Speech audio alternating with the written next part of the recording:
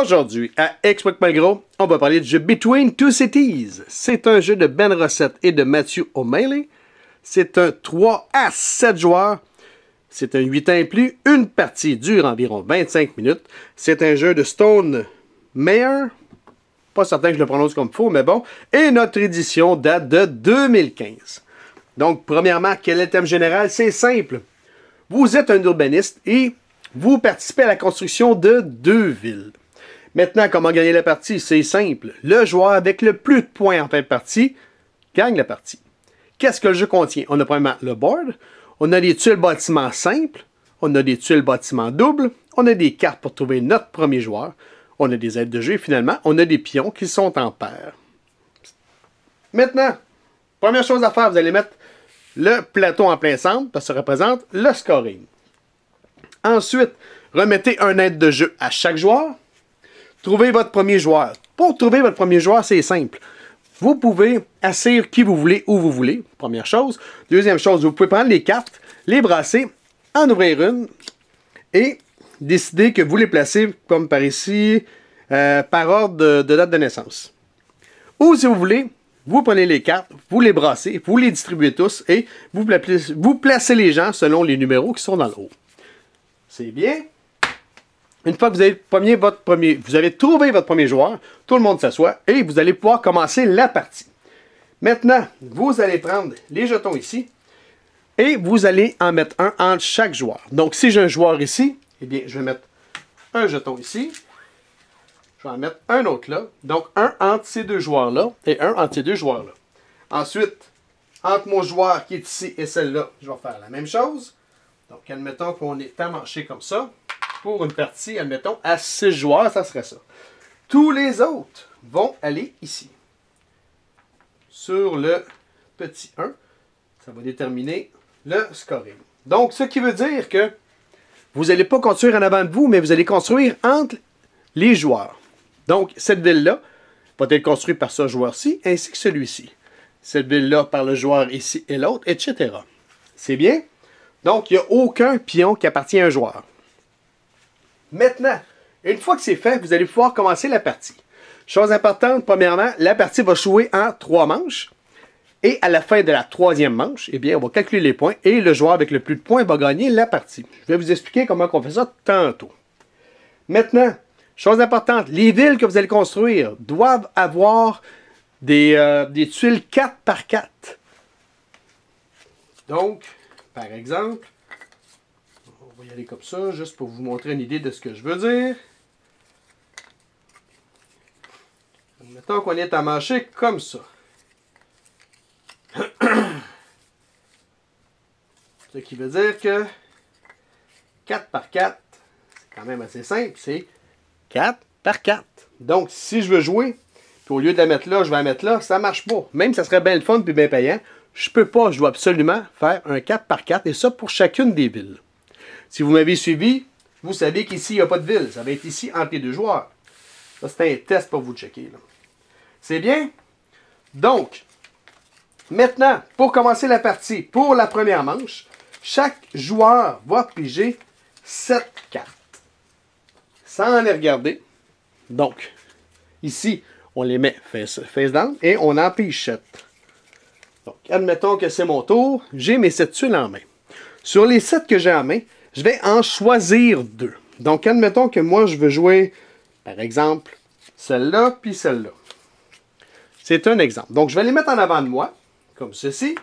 Je vais prendre les autres qui restent et je vais les mettre ici à ma gauche. Ce qui veut dire que le prochain tour, eh bien, mon joueur qui est ici va prendre ces tuiles-là, etc.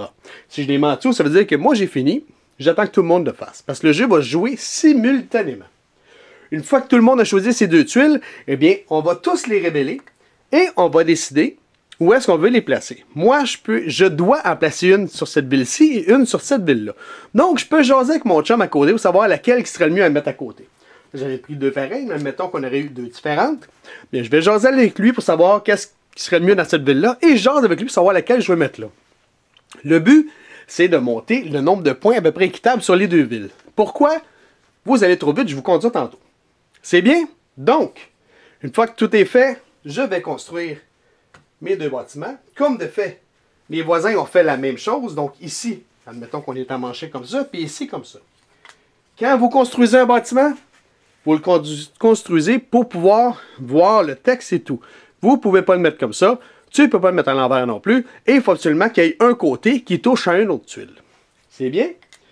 Une fois que c'est fait, tout le monde a fait la même chose. Ce qui veut dire que en dessous de chacun des bâtiments, il y a une petite pile de tuiles comme ça.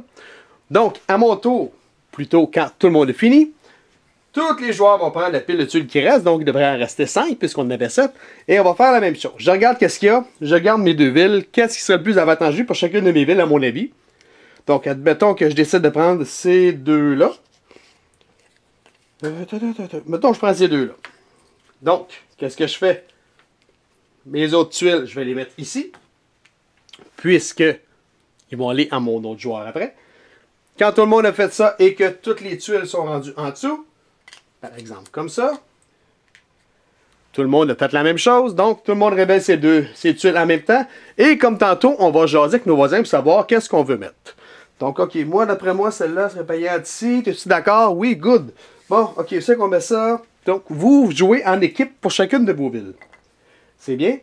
Lorsque c'est fait, on fait la même chose. On prend les tuiles qui restent ici. Il en reste 3. Je vais en prendre 2. Et je remets la dernière ici. On fait la même chose. On les révèle en même temps. On les installe, toute la gang en même temps. Moi, je mets celle-là ici. Puis celle-là, je vais la mettre là. OK? Maintenant, il en reste seulement qu'une ici. Lorsqu'il en reste seulement qu'une, ça veut dire que la fin de la première manche est finie. Qu'est-ce qu'on fait? C'est super simple. On met les dernières, on va les discarter, on n'en a pas besoin. Et on va pouvoir commencer la deuxième manche. Deuxième manche, c'est simple. Chaque joueur va prendre 3 tuiles doubles, comme ceci. Tout le monde en prend 3. Et ensuite, on doit en choisir 2. Il y en a qui sont faits dans ce sens-là, et d'autres qui sont faits dans ce sens-là. Donc, si vous en prenez une comme ça, vous n'avez pas le choix de l'insérer dans ce sens-là.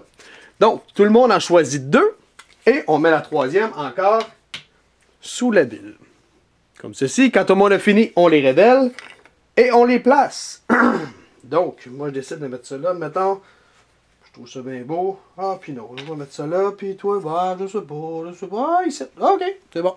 Donc, on jase avec nos copains, puis on pose nos tuiles. Quand c'est fait, il en reste seulement qu'une, donc le tour est fini, plutôt la manche est finie, et on tombe à la troisième manche. Troisième manche, c'est pareil comme la première, à un détail près. Quand on a fini de jouer, donc, j'ai mes 7 tuiles. Quand j'ai fini de choisir mes 2 tuiles, je les mets encore ici. Mais la différence, c'est que je vais mettre ça de ce bord-là. Donc, on va jouer de ce sens-là. C'est bien? Quand c'est fait, eh bien, on va faire ça jusqu'à temps qu'on ait tous posé 6 tuiles. Ou plutôt qu'on ait joué nos 3 tuiles, plutôt. Donc, mettons comme ça. Mettons qu'on est rendu en fin de partie, que ça aurait l'air de ça. Donc, on aurait un 4 par 4, comme je disais tantôt. Je vais essayer de faire de quoi qu'il y a du bon sens. Ce serait le fun d'avoir de quoi de cute. Bon, admettons qu'on est emmanché comme ça. Bon, c'est pas bien beau, hein. Ce sera pas long. Je vais vous faire de quoi de cute, là. Bon, OK. Donc, mettons que la ville qui était ici, c'est celle-là. Juste pour le besoin de la cause. On va pouvoir se rapprocher un petit peu. Donc, en fin de partie, chacune des villes devrait être une ville de 4 par 4. Ce qui veut dire que, une fois que c'est fait, la troisième manche est finie, on calcule les points. Maintenant, de quelle manière qu'on calcule les points? Dans Between Two Cities, il y a 6 types de bâtiments différents. Donc, chaque type a un calcul de score différent. Vous avez tous les détails sur votre aide-mémoire, mais je vais vous les expliquer un à un.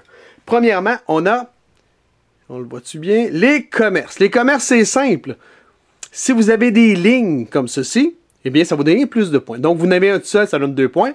2 collés, 5, 10 et 16. Il faut seulement que ce soit en ligne horizontale ou verticale. Donc, ici, j'aurais combien de points? Si je me fie à ça, j'aurais 5 points. Les détails sont toujours marqués également sur les cartes. Admettons que je serais manché comme ça. Eh bien, j'aurais 5, 6, 7 points. Puisque celle-là ne peut pas être calculée pour les deux. Donc, j'aurais 5 points pour celle-là et un 2 points pour celle-ci. C'est bien. Ensuite, on a, comme on peut voir ici, on a les usines. Les usines, c'est simple. Il y a 3 façons de les calculer. Le joueur, ou plutôt, je vais recommencer, la ville qui a le plus d'usines, eh bien, chaque seule usine va valoir 4 points. Ensuite, la ville qui arrive deuxième va faire 3 points. La ville ou les villes qui finissent troisième et plus vont faire 2 points par tuile. Ce qui veut dire que chaque ville va avoir un décompte différent, tout dépendant du nombre de petits. Admettons que la ville qui en a le plus en a 6, eh bien 6 fois 4, elle va faire 24. Si j'ai 2 villes à 6, eh bien les 2 fils vont faire 24 points. C'est bien? Ensuite, mettons que j'en ai 2 à 24, 2 à 6, ils vont faire 24. J'en ai une qui en a 3. Mais bien, 3 fois 3, ça va faire 9. Et les autres vont faire 2 points par tuile. N'oubliez pas que les points sont attribués aux villes et non aux joueurs. Ce qui veut dire que cette ville-ci, si le petit dessin c'était ça, eh bien, présentement, elle aurait 5, 6, 7 points. Donc, j'irais à 7 pour ce qui est des commerces. Et ensuite, pour ce qui est des usines, mais là, on calculerait toutes les villes. Mais d'après moi, il n'y aura pas grand-chose parce qu'il n'y en a seulement qu'une. Donc, ça, c'est pour les usines. Ensuite, on a les auberges. Les auberges, c'est simple. On a 4 types d'auberges différents. Ceux-ci. Donc, c'est simple. Plus vous en avez des différents, plus c'est payant. Ce qui veut dire que si j'en ai rien qu'un, je fais 1 point. Si j'en ai 2 différents, je fais 4 points. 3 différents, 9. Et 4, je fais 17 points. Si j'en ai 2 pareils, eh bien, la première va faire partie de la première série et la deuxième va faire partie de la deuxième série. C'est bien? Donc, ça, c'est pour les auberges. Ensuite, on a les bureaux. Les bureaux, c'est simple. Plus vous en avez, plus c'est payant. Donc, ici, j'en ai 1, 2, 3, 4, 5. Donc, pour 5, combien ça me donne? 1, 2, 3, 4, 5. Ça me donne 15 points. Chose intéressante aussi, c'est que les bureaux, s'il y a une auberge à côté, eh bien, chaque tuile bureau va nous rapporter 1 point de plus. Donc, j'ai une auberge ici. Donc, ce bureau-ci vaut 1 point de plus. Celle-là, 1 point de plus. Celle-là, 1 point de plus.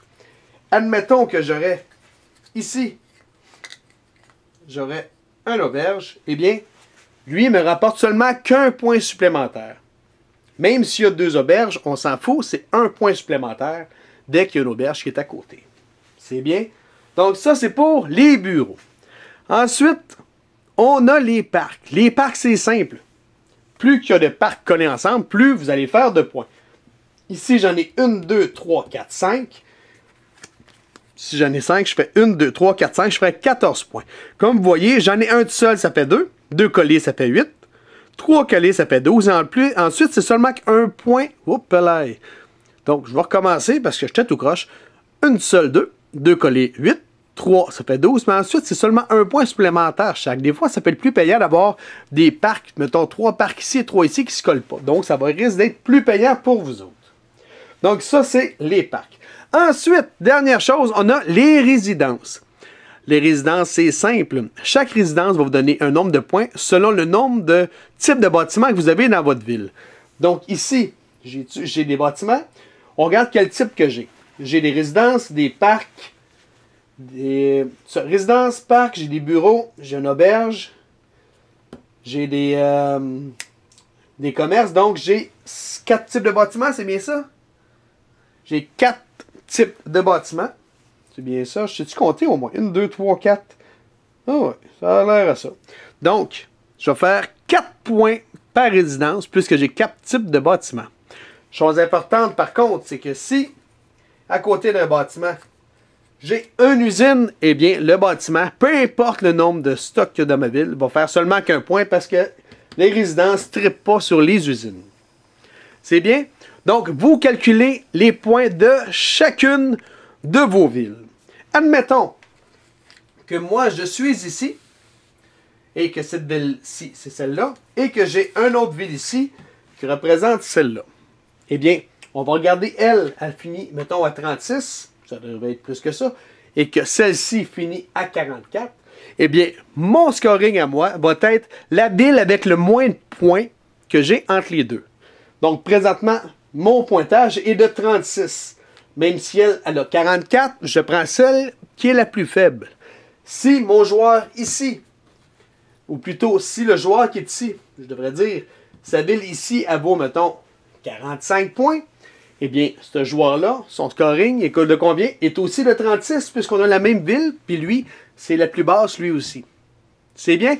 Donc, vous calculez, chaque joueur regarde quelle est sa ville la moins forte qui est à côté de lui, et c'est son scoring.